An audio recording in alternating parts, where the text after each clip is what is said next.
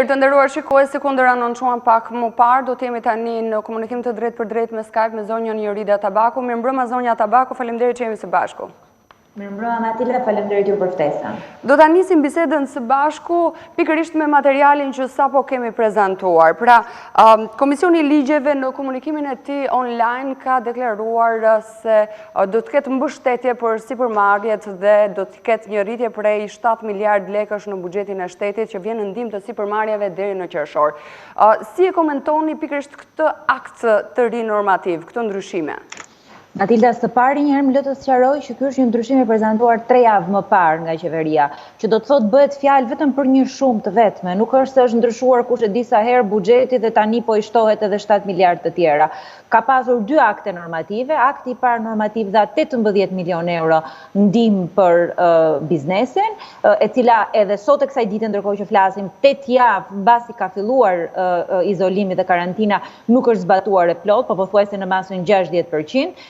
Pra janë paguar vetëm 10 milion euro, ndërkohë që kjo është paketa e dytë e prezantuar 3 javë më parë, që jep biznesit pothuajse rreth 60 milion euro të tjera. Pra në total 78 milion euro. Kemi më shumë fjalë, më shumë propagandë se sa akte nga kjo qeveri. Është ndihma më e dobët në rajon, është mbështetja më e ulët e dhënë ndonjëherë për ekonominë, dhe në momentin kur vetë thonë dhe vetë deklarojnë që janë hequr nga puna pothuajse 30% e punonjësve, kur vetë thonë dhe deklarojnë që ekonomisë shqiptare deri në fund vitit do t'i mungojnë 1 miliard euro, kur vetë deklarojnë të gjithë institucionet ndërkombëtare që do kemi një ulje të rritjes ekonomike, do kemi një rënje ekonomike me rreth 5%, pra një kontraktim të ekonomisë me pothuajse 5%, qeveria shqiptare e kompenson këtë dhe hedh në treg vetëm 78 milion euro. A është mjaftueshme kjo për ta rigjallëruar ekonominë, për t'i dhënë stimul konsumit, për të mbështetur familjet shqiptare që sot janë në zgrip të varfërisë, për të mbështetur 300.000 shqiptarët që sot jetojnë me një vak në ditë? Mendon qeveria që kjo është mënyra se si ndihmohet ekonomia dhe si ndihmohet biznesi? Kjo është qesharake. Unë kam hequr dorë dhe nuk e shoh më parlamentin. Në fakt, që në momentin që ne kemi dalë nga parlamenti ka humbur komplet vlera, por tani që e dëgjova kronikën tek ju, mendoj që diskutimet atje janë për të lënë, nuk e di, domethënë është niveli më i ulët i mundshëm i diskutimeve, por nga ana tjetër në këtë situatë është dhe niveli më i ulët i mundshëm i mbështetjes. Është qesharake ajo që diskutohet atje, është qesharake ndihma e qeverisë dhe është qesharake kjo që po ndodh në këtë moment me të gjithë institucionet qeveritare, kur duhet ishin ngritur të gjithë në këmbë për të ndihmuar grupe sociale, grupet nevojë të tallen me njerëzit, këto bëjnë propozime qesharake, ashtu siç ulja e pagave dhe pensioneve, dhe nuk marrin asnjë mas në dobi të mbështetjes reale të ekonomisë dhe të biznesit real. Zonja Tabaku, sipas edhe logjikës analizës tuaj, në këtë situatë, nëse është propagandë nga ana e qeverisë, sipas jush, a ka buxhet mjaftueshëm qeveria për t'i ndihmuar dhe për të asistuar tek qytetarët ashtu si kundër duhet apo si kundër veprojnë edhe vendet e rajonit? Është e vërtetë që kjo qeveri ka krijuar kaosin më të madh me financat publike, korrupsionin më të lartë të faktuar të 30 viteve të fundit, pothuajse 7.2 miliard euro i mungojnë buxhetit shtetit vetëm si rezultat i babëzisë së tyre. Është e vërtetë që ka lidhur kontrata koncesionare korruptive, të cilët kanë rezultuar në këtë situatë në buxhetin e shtetit. Është e vërtetë që janë rritur taksat me pothuajse 4 miliard euro, pra është një situatë ekonomike jashtëzakonisht negative. Por mundësitë ekzistojnë në buxhetin e shtetit. Shqipëria është e vërtetë që nuk është një vend i pasur, është e vërtetë që nuk krahasohem me Gjermaninë dhe me Amerikën, por Shqipëria i ka të gjitha mundësitë që në kohë krize të alokojë çdo burim në ndihmë dhe në mbështetje të atyre që kanë më shumë nevojë. Në këtë kohë krize duhesh patjetër të eliminoheshin shpenzimet e luksit, të ndaloheshin të gjitha pagesat që nuk kanë lidhje me emergjencën dhe me krizën, të ndalohej çdo lloj pagese që kishte lidhje me kontratat koncesionare siç ka propozuar Partia Demokratike, shpenzimet e luksit e kështu me radhë. Pra mundësitë për rreth pothuajse 260 milion euro ishin atje. Qeveria me vullnet të plot politik, qeveria me ndërgjegje të plot zgjodhi që të mbrojë këto 10 persona që e kanë sjellë dhe mbajnë pushtet dhe të mos mendojë për 3 milion shqiptarët. Ekonomia shqiptare sot sigurisht që nuk mund të ishte më e mira në Evropë, nuk mund të ishte më e mira në rajon me vendimet që ka marrë kjo qeveri, por ekonomia shqiptare e kishte mundësinë që sot çdo shtresë në nevojë të jepte mbështetjen që duhej. 260 milion euro është paketa që po jep Kosova, është pothuajse 1/4 e paketës së Serbisë, do ishte një paketë dinjitoze për ekonominë shqiptare dhe do nxiste konsumin. Në këtë moment që ndodhemi, vendimet e marra nga qeveria në 8 javët e kaluara, por edhe në 7 vitet e kaluara, janë duke prekur pjesën më të madhe të familjeve negativisht, pjesën më të madhe të bizneseve negativisht dhe po shkaktojnë pikërisht atë që ne paralajmëruam që ditën e parë, pesimizëm në ekonomi. Nuk po japin shpresë, nuk po japin qartësi dhe nuk po i thonë familjeve dhe bizneseve shqiptare që qeveria është këtu dhe do t'ju mbështesë. Për këtë ka sot nevojë ekonomia më shumë se kurrë. Zonja Tabaku, në fakt përgjatë gjithë këtyre ditëve për atë pandemisë edhe në vendin tonë, ne kemi pasqyruar në mënyrë të vazhdueshme me analizat të ndryshme qoftë edhe nga ekspert ekonomisë. Ajo çfarë është dyshuese në fakt është edhe pikërisht skema e lirimit, e hapjes së bizneseve. Sipas jush, është e drejtë, pra janë hapur disa biznese, funksionon në mënyrë kronologjike zinxhiri të themi i lëvizjes së ekonomisë në këtë formë siç ka nisur qeveria? Në fakt, në shumë nga vendimet e qeverisë nuk ka pasur absolutisht asnjë logjik, asnjë transparencë dhe asnjë informacion të ofruar për qytetarët. Kishim një masë shproporcionale në krahasuar me numrin e testimeve dhe numrin e rasteve në fazat e para, ndërkohë që në momentin që testimet duhet të rriteshin dhe në momentin që rriten dhe rastet e evidentuara, qeveria fillon dhe merr masa në drejtim të kundërt me ato që morin fazën e parë. Unë dua të marr rastin e Gjermanisë. Çfarë ndodhi atje? U rrit numri i testimeve dhe i rasteve, pati numrin më të lartë të shtretërve për banor dhe si rezultat kapacitete hospitalore për të pritur rastet e mundshme dhe pati qartësi për qytetarët. Pra politikat qeveritare ishin të qarta dhe u komunikuan në mënyrë të qartë. Të treja gjëra që kanë munguar në rastin tonë. Kemi pasur një amulli, një kaos, bizneset e kanë pasur të pamundur që të gjejnë vendime qeverie ose udhëzime për aktivitetin e tyre, edhe në momentin e hapjes, bizneseve i kërkohej që të aplikonin edhe për të hapur, ndërkohë që ishte një drejt që vinte nga një urdhër ose nga një vendim i qeverisë. Pra, në mënyrë logjike asgjë nuk ka funksionuar. Ne nuk i kemi kundërshtuar thjesht për të mbështetur masat në këtë periudhë, sepse ishte normale që neve të ofronim mesazhe mbështetje për masat që do të shërbenin për të izoluar përhapjen e virusit. Por në këto kushte që jemi, kur vendimet që janë marrë nga ana e qeverisë kanë shkaktuar këtë kaos, sigurisht që kemi të drejtë të themi që sugjerimet tona që në kryet herës ishin ato që duheshin dhe ishin mënyra se si duheshin marrë vendimet. U mbyllën një sër biznesesh në fazën e parë. U mbyllën biznese që kishin edhe lidhje në ciklin e prodhimit me njëra tjetrën. U mbyllën, për shembull, nuk janë mbyllur agjencitë e udhëtimit, edhe sot e kësaj dite agjencitë e udhëtimit vazhdojnë të jenë të hapura, ndërkohë që është ndaluar i gjithë trafiku i udhëtarëve. Si mund të funksionojë agjencia e udhëtimit kur ndalohet gjithë trafiku? Si mund të vazhdojnë të funksionojnë agjencitë e reklamave kur ndalohen të gjithë aktivitetet e tjera tregtare? Pra nuk ka pasur një logjik në mbyllje që të ketë një logjik në hapjen e bizneseve. Dhe për mua procedurat e aplikimit tek portali Albania, sa herë që ka nevojë për diçka që varen nga shteti, që japin informacion nga shteti, janë totalisht të panevojshme. Thjesht e bëjnë biznesin të lidhur me shtetin dhe me qeverinë dhe krijojnë akoma dhe më shumë amulli. Çdo biznes duhet kishte të drejtën të përfitonte nga paketa financiare e qeverisë, çdo familje duhet kishte të drejtën, çdo pensionist duhet kishte të drejtën, nuk duhet konsideruar si lëmosh çdo gjë që jep qeveria, edhe në rastin e hapjes nuk ishte nevojshme absolutisht fare asnjë procedurë për hapjen e këtyre bizneseve. Pra kanë krijuar procedurë mbas procedure për të gjetur punë dikujt që mund të ketë bërë një tender për të hapur këto procedura, sepse Akshi ka vazhduar vazhdimisht për procedurat tenderimi, për të bërë këto portalet online dhe kanë menduar që edhe në këtë situatë fatkeqësisht shikojnë përfitimet e tyre. Megjithatë, zonja Tabaku, sipas edhe qartësive në mënyrë të vazhdueshme nga ana e qeverisë, duket se të gjitha bizneset janë kategorizuar duke u ofruar kështu një lloj ndihme pra dhe asistence nga ana e qeverisë. Do të përmendim një nga një.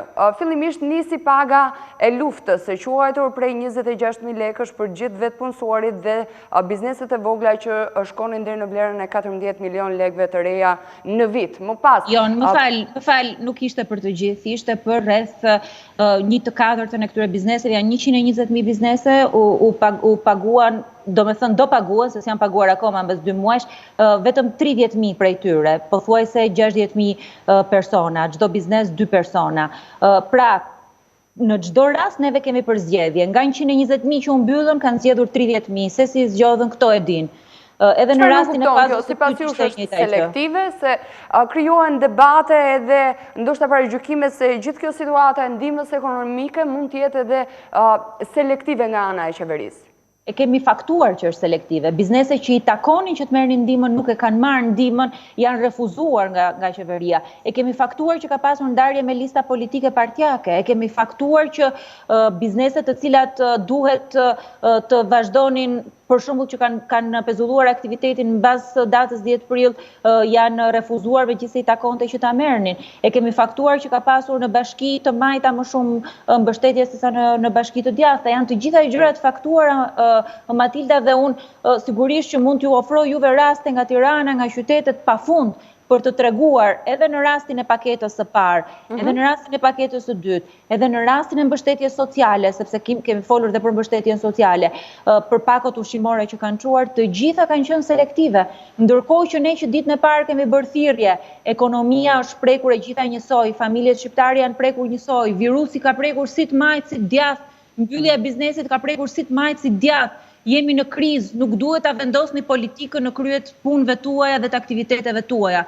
Nuk e ka bërë opozita, po e ka bërë qeveria, dhe kjo ka qenë e turpshme, ka qenë kriminale dhe ka qenë mizore, sidomos për familje që janë në kushtet e mbijetesës. Megjithatë, zonja Tabaku, deri më tani, të paktën sipas edhe informacioneve, të themi, ka nga ato biznese, subjekte, të cilët edhe pse i din të gjitha kushtet që janë vendosur për të përfituar një nga pagat e luftës, qoftë 26.000 lekshin, qoftë edhe 40.000 lekshin, përsëri insistojnë edhe kur nuk e kanë të drejtën, kur ndërkohë gjatë gjithë kësaj kohe kanë operuar, pra kanë qenë në funksion, në shërbim dhe nuk e meritojnë për shkak se një pjesë e stafit të tyre janë të 2 punësuar, të 3 punësuar, pra duke marrë kështu edhe përgjigjen e saktë. Dhe kjo pikërisht mund të ketë sjell edhe ngërçin apo gjithë këtë amolli që thoni ju deri më tani. Jo, në mënyrë absolute jo. Kjo ka ndodhur për faktin që kryeministri ka gënjur, paturpsisht ka gënjur, ka dalë çdo ditë dhe ka thënë do ta marrin të gjithë mbështetjen dhe pastaj ka nxjerrë kritere për t'i refuzuar, pothuajse 75% të tyre. Ka thënë që edhe nëse jeni të 2 punësuar do ta merrni dhe përsëri ka ndryshuar kriteret. Ka thënë që kushdo që mbyllet aktiviteti do ta marrë dhe përsëri ka refuzuar. Kjo ka ndodhur vetëm prej vendimeve politike të qeverisë dhe prej paqartësisë që ka ofruar qeveria, që në fillim kanë thënë që në fund të muajit mars do të mbyllet e gjithë pagesa paketës parë dhe kjo nuk ndodhi. Ndërkohë që ndodhemi 2 muaj mbasi ka filluar kriza dhe akoma dhe sot po diskutohen në parlament paketa 2. Dhe kur flasim pakete parë, pakete 2, këtu po bëhet fjalë për ndihmë minimale, nuk po flasim këtu për 100 milionë euro. Këtu bëhet fjalë për ndihmë minimale maksimumi 80 milionë euro, që është më e vogla në mënyrë absolute në të gjithë botën. Nga ana tjetër, çfarë duhet të bëjë qeveria sipas jush për të rikuperuar disi gjithë krizën e madhe që është krijuar në raportin ekonomik si pasojë e pandemisë, për ta ringritur disi të themi zhvillimin ekonomik në vend? Kriza ekonomike që është krijuar prej vendimeve dhe mosvendimeve të qeverisë. Duhet që në momentin e parë që ndodhi Dakor, po duhet ketë një moment reflektimi. Sigurisht nga ana e qeverisë duhet ketë një moment reflektimi. Që në momentin e parë që ndodhi kriza, qeveria duhet kishte shtyrë në kohë pagesën e tatimeve, kjo nuk ndodhi. Që javën e parë tatimet vazhduan që të paguhen normalisht. Duhet ishin pezulluar ato tatime të cilat nuk ishin funksionale për bizneset të cilët operonin.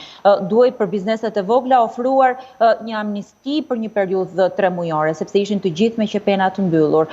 Duheshin ulur taksat për një grup të caktuar biznesesh që ne kemi propozuar. Dhe ajo që është më e rëndësishmja në këtë fazë nuk duhet kishte diskriminime. E kemi thënë ne, kanë thënë shoqatat e biznesit, nuk duhet në asnjë moment të ketë diskriminime dhe të ndahen bizneset. Duhet ta përfitojnë të gjithë njësoj, sepse kjo shformon treg, kjo krijon konkurrencë pandershme dhe kjo krijon edhe probleme, ashtu siç kemi dëgjuar ditët e fundit, punonjës të cilët shkojnë tek biznesi duke pretenduar për pagën e tyre, ndërkohë që biznesi nuk e ka marrë dot. Pra janë të gjitha rezultati vendimeve të qeverisë. Nëse do kishim qartësi që në fillim të herës, nëse vendimet do ishin reflektuar ashtu siç takon një qeverie serioze, jo një qeverie Facebooku e interneti, me vendime të sakta. Në qoftë se do ishin komunikuar bizneseve, sot nuk do ndodheshim në këtë situatë. Besoj që ka akoma kohë që të reparohet, meqenëse është në diskutim në kuvend buxheti, duhet mirë të pezullohen kontratat e koncesioneve të 12-ta, nuk ka preferenca. Cilat koncesione, zonja Tabaku, sepse ka një debat jashtëzakonshëm për sa i përket këtyre koncesioneve. Shpeshherë edhe kryeministri në fakt i ka përmendur dhe ka dhënë edhe analizën e tij për sa i përket koncesioneve të ndryshme. Kur thua kryeministri dhe analizën e tij, janë dy fjalë që nuk shkojnë fare me njëra tjetrën. Por, për shembull, dje është paguar incineratori i Tiranës me pothuajse 800.000 euro, duke e çuar në 4 milion euro vlerën e pagesës për gjithë vitin, ndërkohë që është paguar për 4 muaj, ndërkohë që duhet ishte paguar për gjithë vitin. Koncesioni i rrugës Arbrit, koncesioni i rrugës Kombit, janë koncesione të cilat vazhdojnë edhe sot e kësaj dite paguhen. Koncesione të projektit 1 miliard, janë 7 rrugë të projektit 1 miliard, të cilat duhet ishin pezulluar. 3 koncesionet e shëndetësisë, koncesioni laboratorëve, koncesioni sterilizimit, koncesioni check-upit. Janë 12 të tillë në listë që qeveria vazhdon e paguan për ditë 120 milion euro në vit. Këto duhet ishin pagesat e para. Dhe këtu po flasim për mbrojtjen e veprave korruptive. Nuk po flasim për koncesionet të cilët sjellin shërbime në ekonomi dhe koncesionari investon në ekonomi. Këtu është e kundërta. Këto janë tendere të cilat qeveria paguan nga buxheti i shtetit për ditë koncesionarin, mikun e kryeministrit, oligarkun me para të taksave tona. Para që sot duhet ishin dedikuar për qytetarët dhe për familjet shqiptare. E qartë, dhe së fundi për të mbyllur dhe bisedën tonë, në gjithë këto probleme që shfaqen deri më tani pra nga menaxhimi apo keq menaxhimi i qeverisë kundër theksoni ju, a ka rrezik që sipërmarrje të ndryshme, përmendim këtu edhe rastin e sipërmarrjes fasonerive, të cilët janë shprehur ditën e sotme se ndihmat po bëhen në mënyrë selektive dhe në këto kushte nëse nuk do të ketë pra një rimendim mbi mënyrën e ndihmës kundrejt këtyre subjekteve, atëherë ata do të konceptojnë të investojmë në vende të tjera. A ka rrezik të shtohet numri i sipërmarrjeve i bizneseve të heqin investimet nga Shqipëria dhe të shkojnë në një vend tjetër të rajonit, themi? Që ditën e parë kryetari i Partisë Demokratike ka bërë thirrje për bizneset e fasonerive dhe call centerave, të cilat duhet trajtoheshin me prioritet duke pasur parasysh dhe mënyrën e punës së tyre. Fasonerit janë një nga bizneset të cilët janë eksportuesit më të mëdhenj të Shqipërisë, mbajnë bilancin e pagesave të Shqipërisë. Janë biznes të cilët punësojnë një nivel të caktuar page, por punësojnë pothuajse 70.000 persona nga njëra anë dhe nga ana tjetër janë biznes të cilët për momentin kanë sjell investime të huaja këtu në Shqipëri, duke pasur parasysh thatësirën e investimeve të huaja që ka pasur Shqipëria vitet e fundit. Kemi kërkuar që të trajtohen të gjithë njësoj, që të paguhen të gjithë njësoj. 15 milion euro shkon pagesa për këto, sepse është një pagë e vogël minimale, bëhet fjalë për punëtor të kualifikuar në një punë të caktuar. Dhe kjo nuk është dëgjuar dhe nuk është marrë parasysh. Pra, po flasim për gabim mbas gabimi, për gabim mbas gabimi. Nuk e kemi luksin të humbim as një investitor të vetëm. Nuk e kemi luksin të humbim as një vend pune të vetëm. Duhet ishin ngritur të gjithë në këmbë për të mbrojtur vendet e punës, për të mbrojtur familjet shqiptare, për të mbrojtur biznesin, dhe kjo nuk ka ndodhur. Ne kemi bërë propozime të cilat kanë qenë propozime realiste, kanë qenë propozime që në fakt në gjithë botën janë aplikuar me sukses. Nuk kemi shpikur rrotën nga fillimi. Këto kanë pasur kompleksin se i propozon Partia Demokratike së pari dhe së dyti kanë menduar që edhe në krizë të bëjnë përfitimet e tyre dhe kanë marrë vendime të cilat kanë sjell këtë situatë që jemi sot. Në qoftë se me fasoneri do ishin marrë vendime të ndryshme që ditën e parë, edhe përhapja virusit do kishte qenë më minimale, edhe mbështetja dhe sigurimi i vendeve të punës do ishte realizuar. Zonja Tabaku, ju falenderoj shumë për ndërhyrjen, do të jemi në komunikime të tjera së bashku për çdo zhvillim. Faleminderit.